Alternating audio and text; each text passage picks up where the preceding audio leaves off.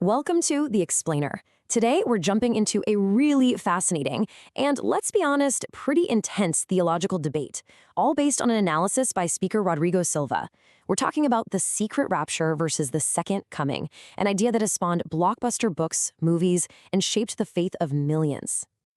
The whole conversation really kicks off with this single promise, which is absolutely foundational to Christian belief, the return of Jesus. And this isn't some minor detail either. It's a theme that pops up over 2,300 times in the Bible. So, yeah, it's kind of a big deal, and it's the anchor for everything we're about to get into. All right, so here's our game plan.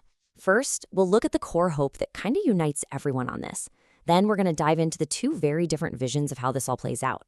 After that, we'll uncover the surprisingly modern roots of one of these ideas, decode the key biblical verses at the heart of it all, and finally, land on what the source says is the most important takeaway. Okay, first things first, you have to understand this is not a fringe idea we're talking about. The belief in a literal, physical return of Christ is an absolute cornerstone of the faith for Catholics, Protestants, and evangelicals. It's a central hope that really cuts across denominational lines. But, and this is a big but, how this return is supposed to happen, well, that's where a huge modern debate kicks in. It's a question that has basically split believers into two main camps, each with a totally different picture of how the end of the world is going to go down. And this is where the two paths really fork. On one side, you have this super dramatic, almost Hollywood-style idea of a secret rapture. People just vanishing in the blink of an eye, leaving clothes and cars behind. On the other side, you have the traditional, historic view. One single, glorious, and very public return that absolutely no one on the planet can miss. So what do people actually believe? Well, the source points to an informal poll that shows something pretty interesting. Even though the secret rapture is a massive idea in pop culture, a clear majority of the people asked still hold to that historic view of a single visible return. It's a really fascinating look at how belief in pop culture can sometimes be two different things. So if this secret rapture isn't the historic view, you have to ask, where did it come from? The source traces its history, and honestly, the origin isn't what most people think. It's a way more modern idea than you'd probably guess. Check this out. The source lays out a timeline that's surprisingly recent. The roots of this idea don't really go back thousands of years. They trace back to the 1830s with a preacher named John Nelson Darby, and then it really exploded in America thanks to the Scofield Reference Bible. As the source points out, major historical figures like Martin Luther or John Calvin, they just didn't teach this. So here's the kicker. According to the source, 1,800 years. Let that sink in for a second. The argument is that for 18 centuries, this specific idea of a secret pre-tribulation rapture was basically a no-show in mainstream Christian teaching. That historical gap is absolutely central to the whole debate. Okay, so we've looked at the history. Now let's get into the nitty-gritty and look at the actual biblical texts at the heart of this.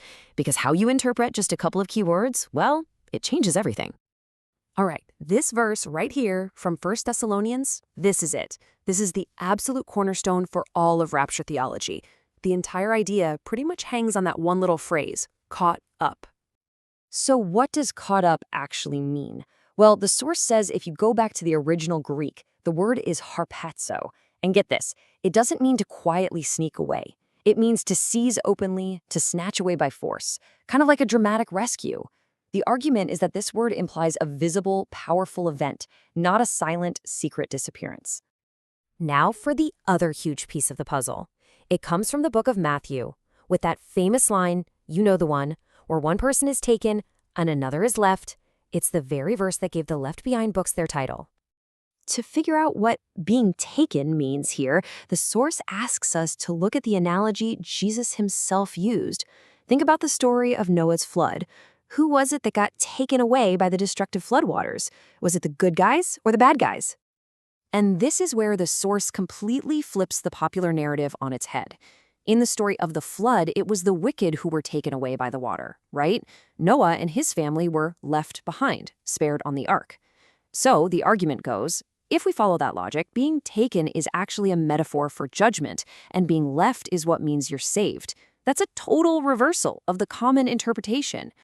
So after walking us through all the history and the language, the source brings this entire discussion home to a single, really powerful conclusion.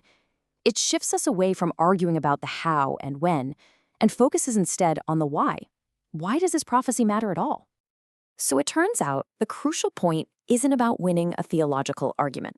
According to the source, the real message is that all the debate over the timing and the mechanics is secondary.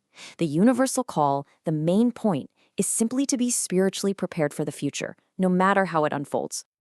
And that brings this whole thing right back to us, doesn't it? It takes this ancient prophecy and turns it into a really personal, present-day question. So let's forget all the theological debates for a second. What does being prepared for the future, whatever that future holds, actually mean to you?